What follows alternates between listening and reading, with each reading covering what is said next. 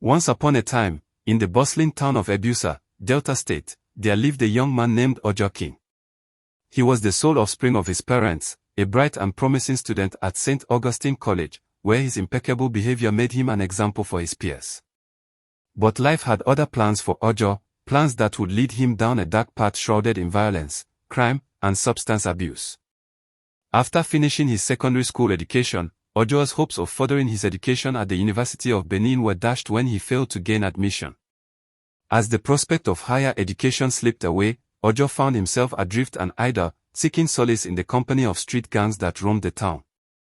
He quickly became immersed in a world of gambling and petty crime, his once shining demeanor dimming with each passing day. Gradually, Ajah's behavior took a turn for the worse, as his involvement in illegal activities escalated. What had started as street-level crime soon spiraled into armed robbery, as he and his cohorts terrorized unsuspecting victims with homemade weapons in pursuit of easy money and stolen goods. Ajah's plunge into the world of crime was swift and dramatic. The once promising student had become a ruthless criminal, prowling the streets of Ibusa for his next score. As his reputation grew, so did his involvement in the seedy underbelly of the town. He found himself becoming a familiar face in the local watering holes frequented by gang members and lowlifes. It was in one such den of vice that Ajah encountered a group of young men clad in black, their clothing adorned with mysterious symbols. These young men belonged to a secret society known as the Junior Black Axe Confraternity, a shadowy organization known for its violent methods and ruthless efficiency. Ajah was enthralled by their air of menace and intrigue, sensing an opportunity to expand his criminal horizons. After a few casual encounters with the members, Ajah was invited to join the ranks of the Junior Black Axe. He was told that if he proved himself worthy, he would be initiated into the Junior Black Axe, also known as Intending Jews, ITJ, chapter.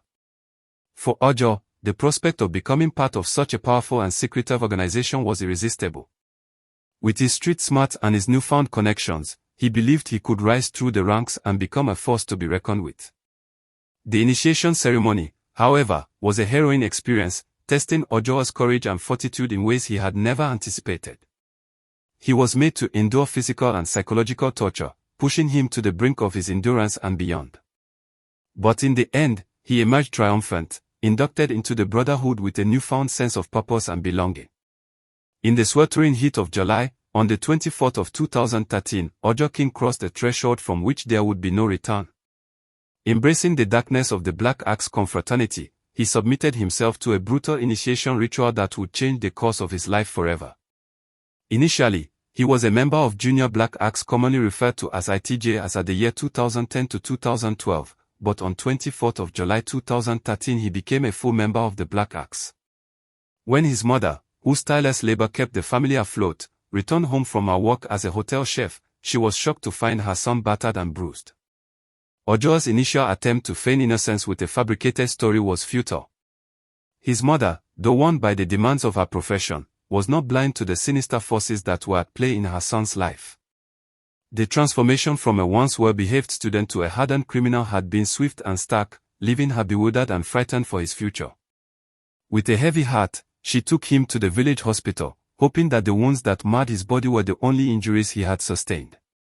But she was unaware of the deeper scars that now marked her son's soul, scars that would shape his destiny as an axeman, a fierce and ruthless agent of the confraternity. Word of Ajah's brutal exploits soon spread through the town like wildfire, transforming the once bright student into a figure of terror and infamy. He was a man to be feared and respected, his physical strength only matched by the ruthless determination that had taken root within him. For the few who knew the innocent and bright young man he once was, it was a heartbreaking metamorphosis to behold. As Ajah rose through the ranks of the Black Axe Confraternity, his deeds became the stuff of legend in the streets of Ibusa. He was a force to be reckoned with, his reputation for violence and brutality spreading like a dark stain across the town. Even those who had once stood in his way or crossed him were now forced to tread carefully, lest they incur the wrath of Ajah and his axemen brethren. And yet, amidst the chaos and bloodshed that accompanied Ajah's rise to power, there were whispers of a reckoning on the horizon. Ajah's descent into the abyss of violence and crime was swift and unrelenting. Like a predator stalking its prey, he moved with ruthless precision through the streets of Ibusa, leaving a trail of blood in his wake. His initiation into the ranks of the Black Axe confraternity only fueled his appetite for mayhem, and he quickly ascended through the ranks to become a butcher, a high-ranking member tasked with the grisly business of eliminating rivals. His fearsome reputation, combined with his imposing physique and unrelenting brutality, made him the perfect candidate for such dark work. And so, Ajah's shadow loomed large over the town, his name becoming synonymous with terror and violence.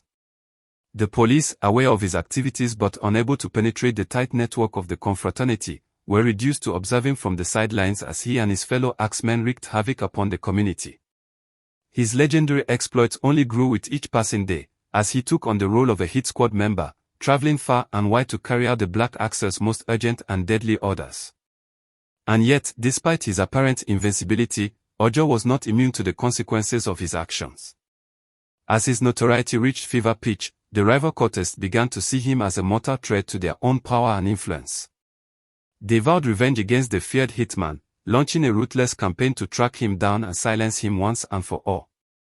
The blood-stained landscape of Ibusa became a battleground, with the rival groups launching strikes against each other in a vicious cycle of violence. And caught in the middle of it all was Ajah, a man whose thirst for power and violence had blinded him to the danger he now faced.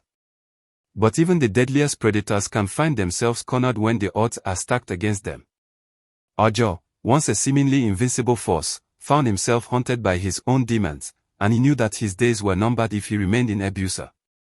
With his back against the wall and his heart heavy with the realization of his precarious position, Ajah made a decision that would change the course of his life forever. He would leave his hometown, a place that had become both his hunting ground and his prison, in search of a safe place to hide his head, a chance to start over and escape the relentless pursuit of his enemies. And so, under the cover of darkness, Ajah King slipped away from the town that had both made and unmade him, disappearing into the anonymity of the night. The streets, once alive with the whispers of his exploits, now fell silent in his absence. The rival cultists, frustrated in their hunt for the elusive hitman, turned their wrath upon the people closest to him, setting fire to his family's home in a symbolic act of retribution. But Ajah was already long gone, seeking refuge in a new locale, hoping to outrun the ghost of his past and start anew.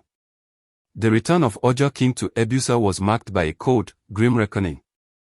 He had hoped that his exile would diffuse the tensions between himself and the rival cults, that they would have moved on to other vendettas, other battles.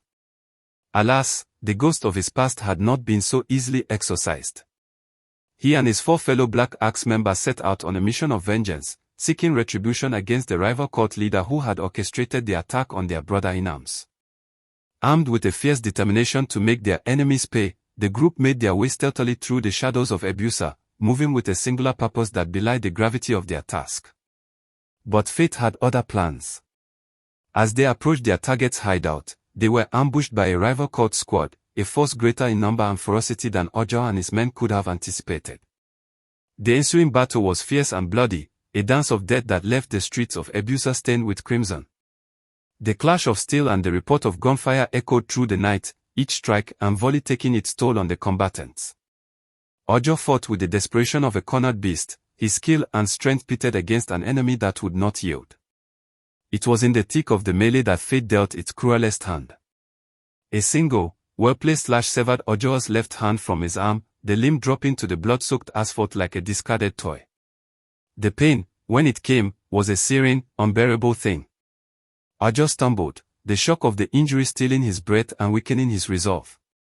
His fellow axemen, seeing their leader's peril, rallied around him, their own wounds forgotten in the urgency of their defense. They fought with renewed vigor, driving back the encroaching enemy with a ferocity that spoke of their loyalty. But it was not enough. The rival cultists, sensing weakness in their opponents, renewed their attack with renewed fervor. And so, Ajah King, once feared and revered as a legendary figure in Ibusa, was forced to flee, bloodied and beaten. The rival cultists, howling with glee, gave chase, their cries a chorus of vicious intent. As Ajah and his surviving companions limped away from the carnage, a chorus of sirens rose up in the distance. The local vigilante forces had heard the commotion and arrived on the scene, sending the rival cultists scattering like cockroaches in the face of a sudden light. Please let's all say no to cultism and embrace a life free from violence.